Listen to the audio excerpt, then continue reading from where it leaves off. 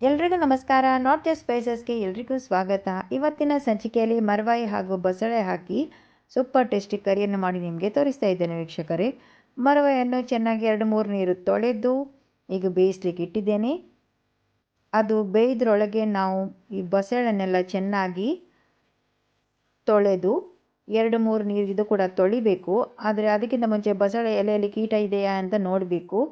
ಹಾಳಾದ ಎಲೆಗಳನ್ನು ತೆಗೆದು ಒಳ್ಳೆ ತರಕಾರಿಯನ್ನು ಮಾತ್ರ ನಾವು ಕರಿಗೆ ಹಾಕಬೇಕು. ಈಗ ಕುಕ್ಕರಲ್ಲಿ ಹಾಕಿ ಅರ್ಧ ಕಪ್ನಷ್ಟು ನೀರು ಹಾಕಿ ಬೇಯಿಸಲಿಕ್ಕೆ ಇಟ್ಟಿದ್ದೇನೆ. 3-4 ವಿಸಿಲ್ನಷ್ಟು ಬೇಯಿಸ್ಕೊಳ್ಳುವ. ಮರವಾಯಿ ಎಲ್ಲ ಬೆಂದಿದೆ. ಈಗ ಚಿಪ್ಪನ್ನು ಬೇಕಾದರೆ ಇಡುವ, ಇಲ್ಲಾಂದರೆ ಒಂದು ಚಿಪ್ಪನ್ನು ತೆಗೆದು ಇಡಬಹುದು.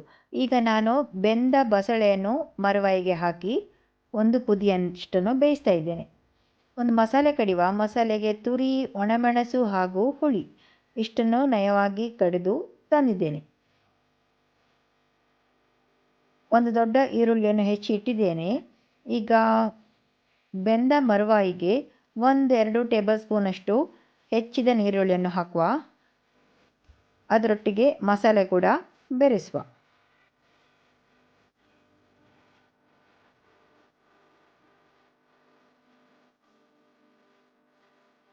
ಒಂದು ಕುದಿಯಷ್ಟು ಈಗ ಮಸಾಲೆಯನ್ನು ಮರವಾಯಿ ಹಾಗೂ ಬಸಳೆ ಜೊತೆ ಬೇಯಿಸಬೇಕು. ಈರುಳ್ಳಿ ಕೂಡ ಅದರ ಜೊತೆ ಬೇಯ್ತದೆ.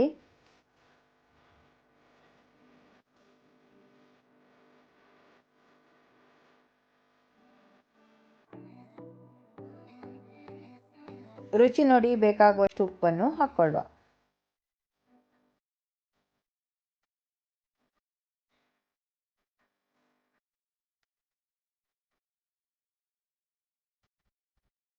ಒಗ್ಗರಣೆಗೆ ಒಂದು ಈರುಳ್ಳಿಯನ್ನು ಹೆಚ್ಚಿಟ್ಟಿದ್ದೇನೆ. 2 ಟೇಬಲ್ ಸ್ಪೂನಷ್ಟು ತೆಂಗಿನೆಣ್ಣೆ ಹಾಕಿ ಈಗ ಚೆನ್ನಾಗಿ ಫ್ರೈ ಮಾಡ್ತಾ ಇದ್ದೇನೆ ವೀಕ್ಷಕರೇ.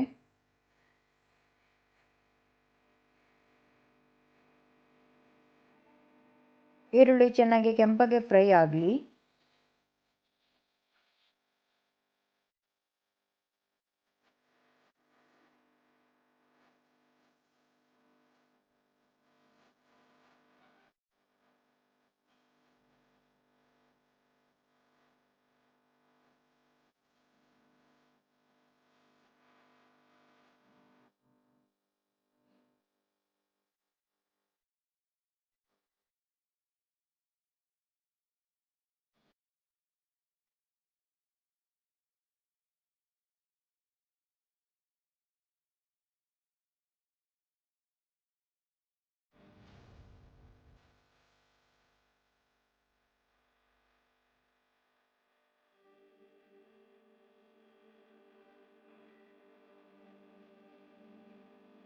ಈ ಕರಿಯನ್ನು ಅನ್ನದ ಜೊತೆ ಕೂಡ ತಿನ್ಬೋದು.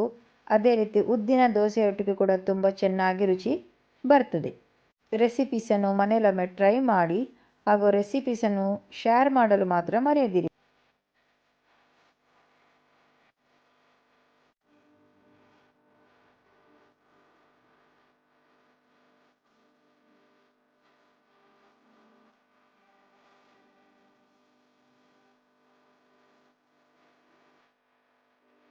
ವಿಡಿಯೋ ನೋಡಿ ಸಹಕರಿಸಿದ್ದಕ್ಕೆ ಎಲ್ಲರಿಗೂ ಧನ್ಯವಾದಗಳು.